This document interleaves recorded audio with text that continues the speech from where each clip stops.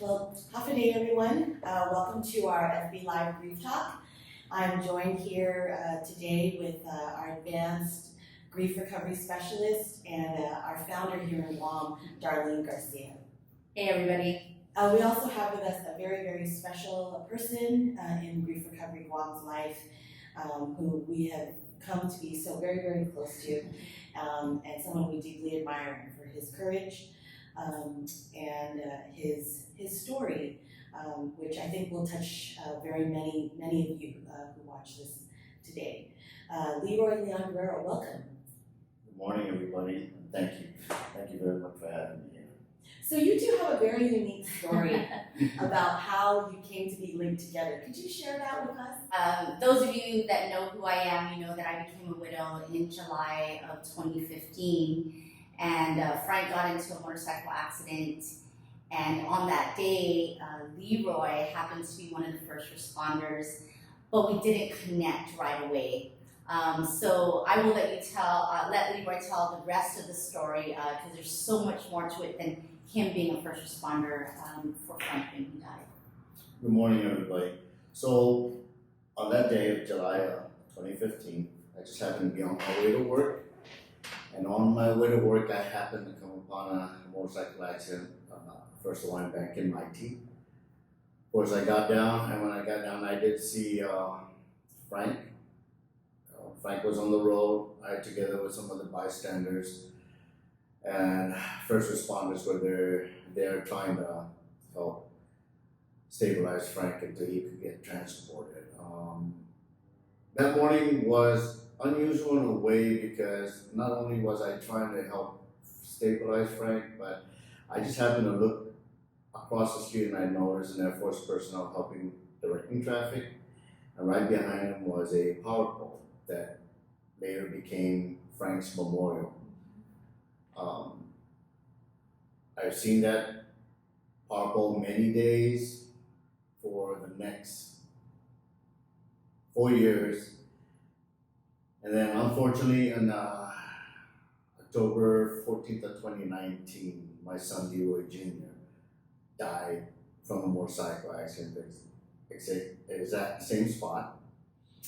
It was actually that power pole that he had crashed into that took his life. I remember the first time I met Darlene was at a rosary, and she is also classmates with my wife, Zurin, so that's how they knew each other.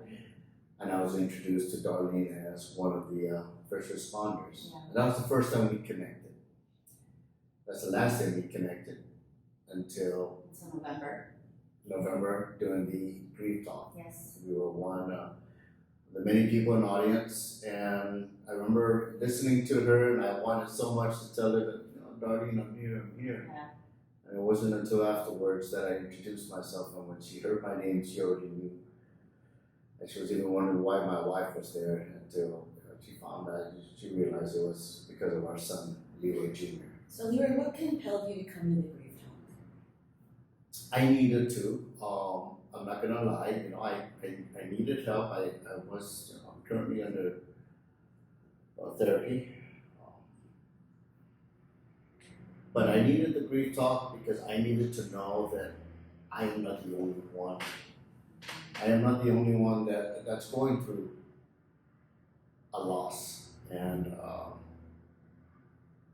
it helps to know that I have others who I can turn to that are not a family, but are people of different walks of life, who within, I think, within 2 to 3 hours became family.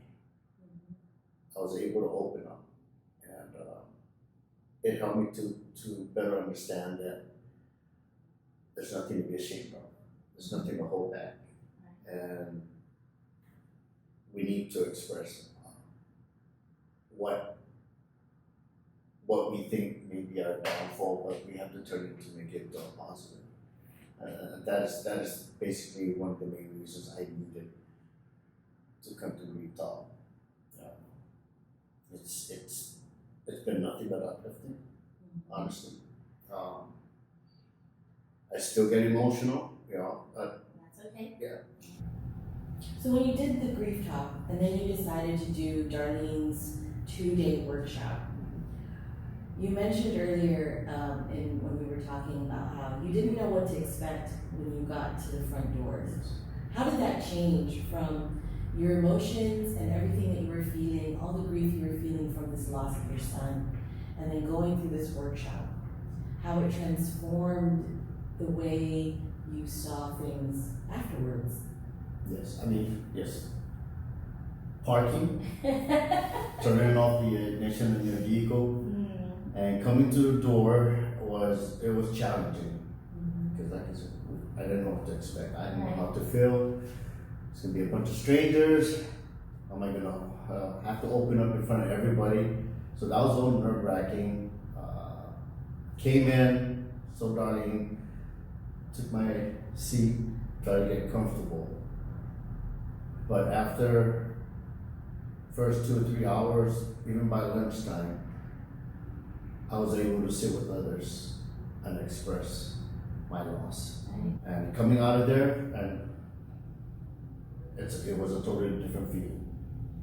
You know, I was able to adjust and accept my loss, but I can still grieve.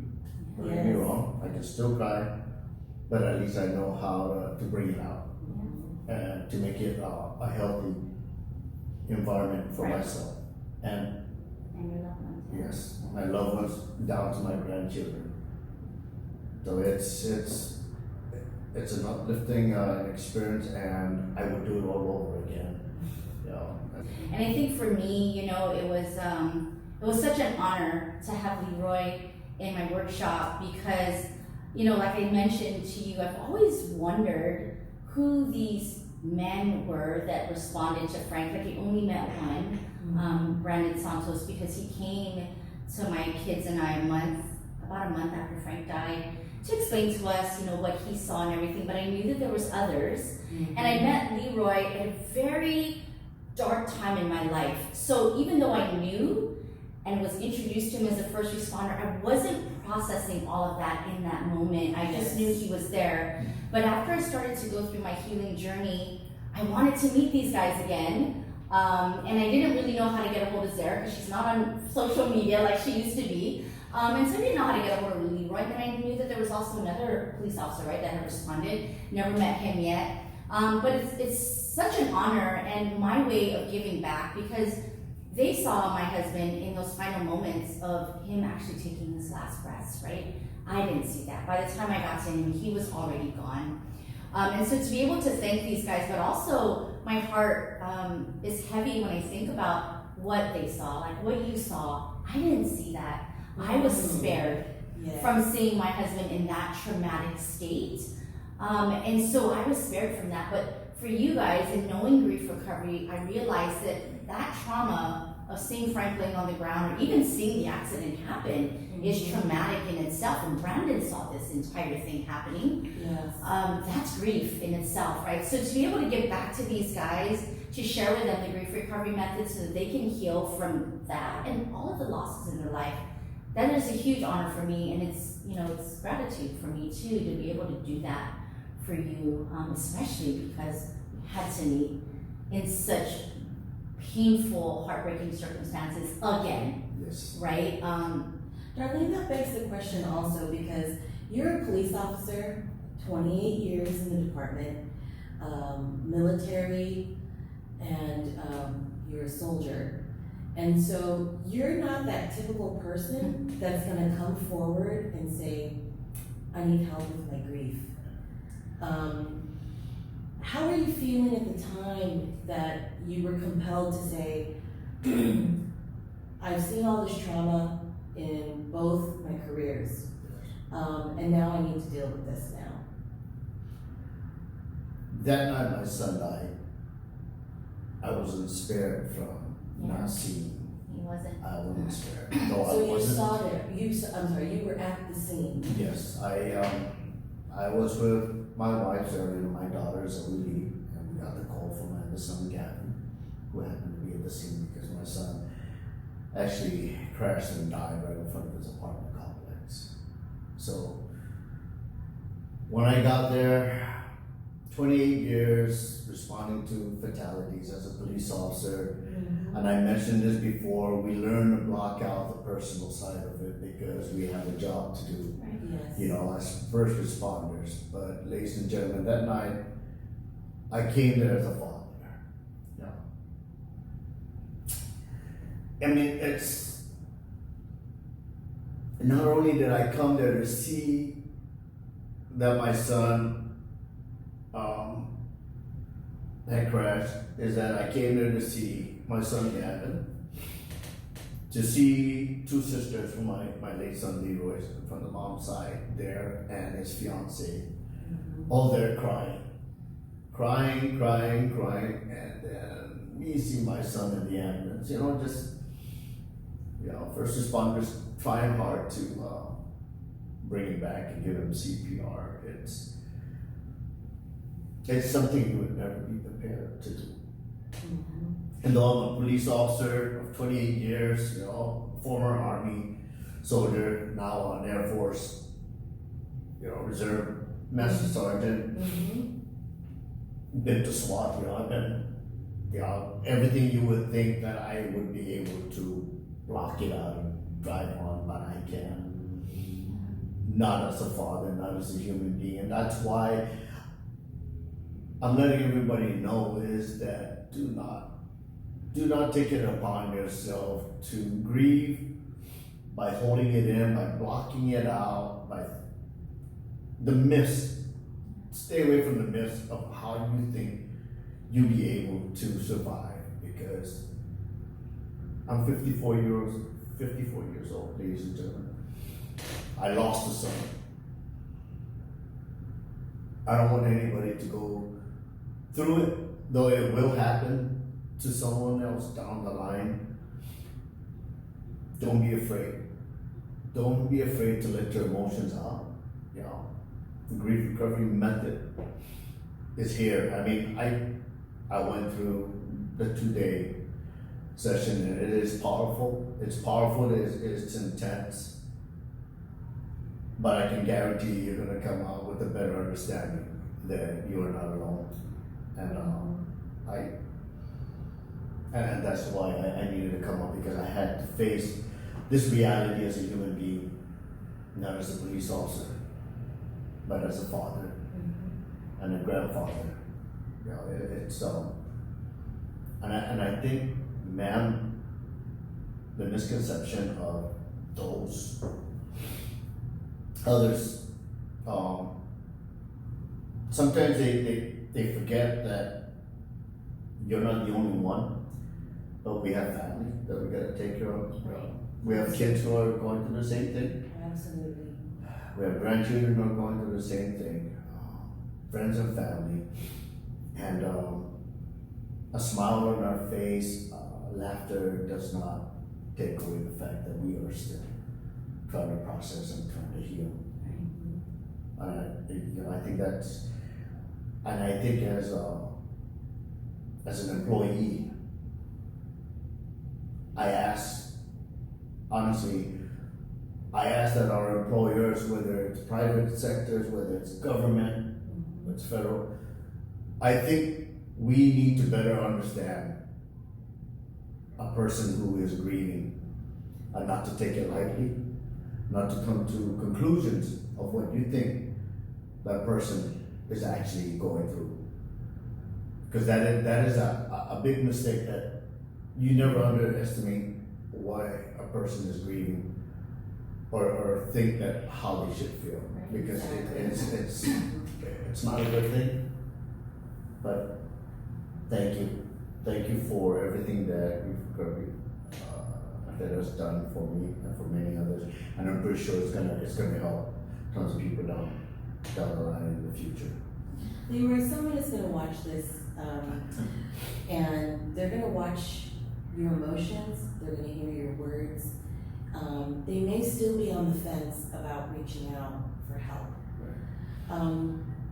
In a nutshell, what is your message to them? You did share how much it helped you in the way that it's helping you deal with your grief and see that you can grieve, that joy and grief can sit together.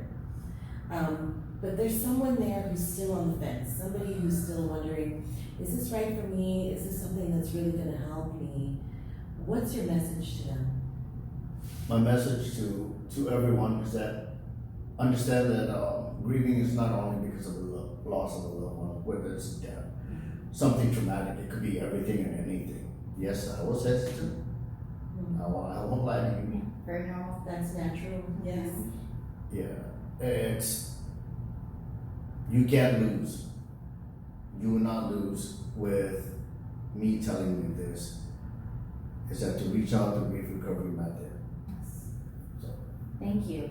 We appreciate that, right? I mean, it's always powerful to hear those that have gone through the program, what they took away from it.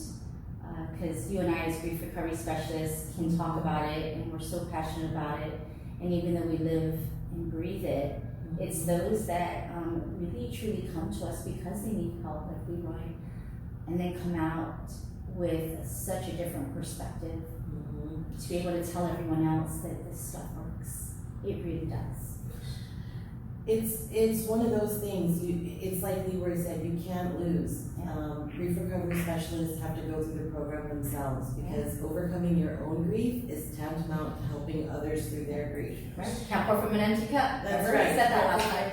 And you can't teach tools that you yourself have never used, Yeah. techniques and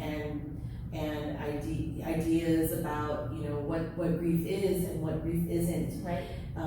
If you yourself have not gone through the program. And so I think that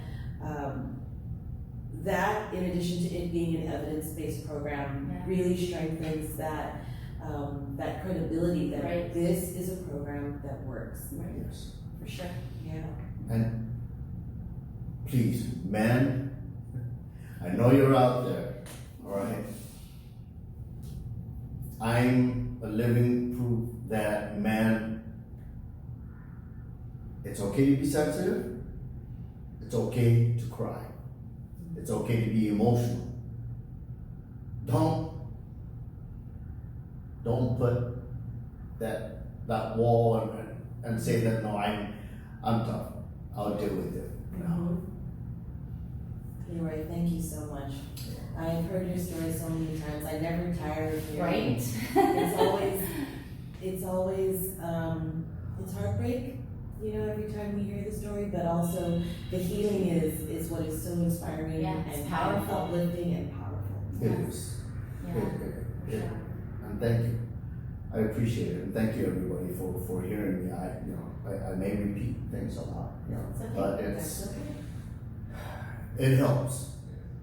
It helps to know that I can help with my with me talking and help someone else come up from behind the shadows.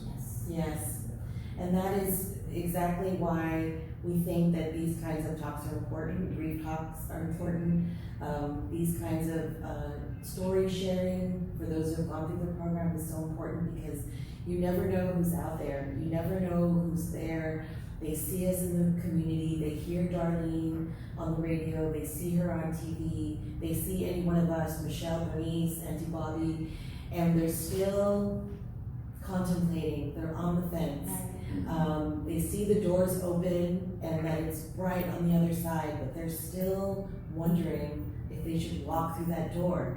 And it's stories like yours, Leroy, that are going to compel them. It's going to give them that strength and courage to say, I can walk through this door and grief recovery. And I want it. Yeah. Yes, absolutely. Dar, we'd like to close this wonderful session of story sharing with your thoughts on grief recovery and how those can reach out to avail of any of our programs or ask questions if they need more information. Right. Yeah, so you're tuning in because you're on our Facebook page, Grief Recovery Guam and CNMI, but all of us have our own individual pages as well, and we share different stories all the time. And this is just the beginning, so thank you for helping us launch our story telling segment on Facebook. Because not only do we do grief talk in person, but we also realize that not everybody's going to be able to come out. We had so many people reach out afterwards and say, gosh, I wish I would have been able to come, or I can't make it because of certain reasons. And so this is why we go on Facebook Live and we post and we share exactly what everyone that is in person is experiencing, because we don't want you to miss out just because you're not able to physically attend. But you can reach out to any one of us on this page if you're ready to walk through that first door, as Leroy said. And it's all about taking the actions, right? And it's never too soon to heal your heart. I took grief recovery for the first time 2 months after Frank died. Leroy took it how many months after your son died? A month after? Yeah, so, it's never too soon, guys, and I get it, right? We want to sit in our pain for a little while, and you have that absolute right to do that. But you can sit in your pain and experience joy. Kate mentioned that earlier, right? Joy and grief can sit together and coexist. And the grief recovery method teaches you how to do that. A lot of people say to us that they don't know how to do that, or that we're so strong. We didn't get there in a few seconds, or a few minutes, or even a day. Leroy's still walking this healing journey. Kate and I still walk a healing journey, because the bottom line is that we will grieve for the rest of our lives. Something is going to impact us that is going to bring on feelings of grief. Kate grieves every time I leave Guam. I grieve every time I leave Guam, right? Because I'm leaving my family. And it's not about, take yourself out of those situations, right? I grieve because I know it's normal and natural to grieve. But guess what? On the other side of that grief is excitement and joy, because I'm going to this other place where I now reside, and I've got friends and family on that side too. So I'm sad leaving this part of the world, but I'm excited going to the other side of the world. Conflicting feelings, that's grief, and it's so normal and natural to do that. I'm not going to stop living or stay in a comfortable place because, I don't want to experience loss. We don't ever ask for them. But now that we have the tools, we know what we need to do. Every time we experience loss, we have these methods, these tools that is so powerful that you can work through loss after loss after loss. If Leroy's testimony doesn't give you the courage to come forward, then contact us, right? Or continue to listen to the different stories that maybe are more relatable to you. But at the end of the day, like Leroy says, it's so many different losses. And a loss is everything. Those are Leroy's words. A loss is everything, right? As soon as you lose something, your life changes, something ends. And that in itself puts you in a spiral of human emotions that spin out of control. Yes. And the grief recovery method helps you to acknowledge them, to process them, to allow you to heal, and to take those steps throughout your life every time you experience a loss. So it's super powerful. We're not here so that you can be a client for life. We definitely want you to be a friend for life, and I think that's what happens right afterwards. We become friends and family for life.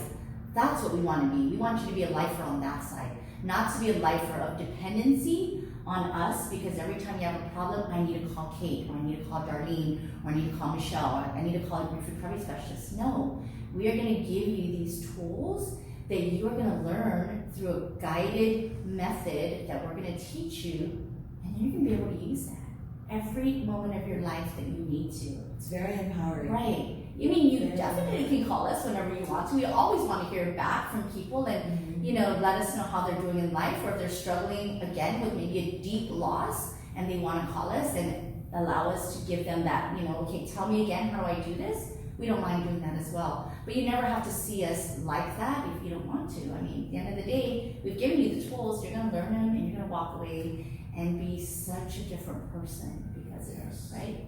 Very much. Very much. Yeah, so guys, we are heart healers. We are here to help everybody, and we are ready when you're ready.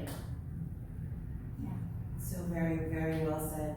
Thank you both so much. Thank you, Leroy, for everything and sharing everything. We wish you the best, and so much peace and love on this healing journey. Thank you. Darlene, thank you again so much. Like you said, we're going to be grieving, but we're going to continue this work. We're going to forge forward and help as many grievers as we can. Absolutely. That is the mission, that That is is- the purpose. Yes, absolutely. Thank you for doing this for us as well, Kate. Oh, Yeah. it's my pleasure. I feel like this is just the first, so you're our inaugural guest speaker today. But it's going to be the first of many. Yeah, for sure. And I'm so very, very honored again to be a part of this group of amazing people, heart healers, giving so much hope and empowerment to those who are experiencing grief. Thank you so much for joining us today, and have a wonderful week. And if you have any questions, feel free to drop us a message in the inbox, and also like and share this video. Yes, please. So that we can help share all this wonderful love and positivity and information about grief. Yes. Thank you so much. Until next time, we'll see you again. So this is Mosley.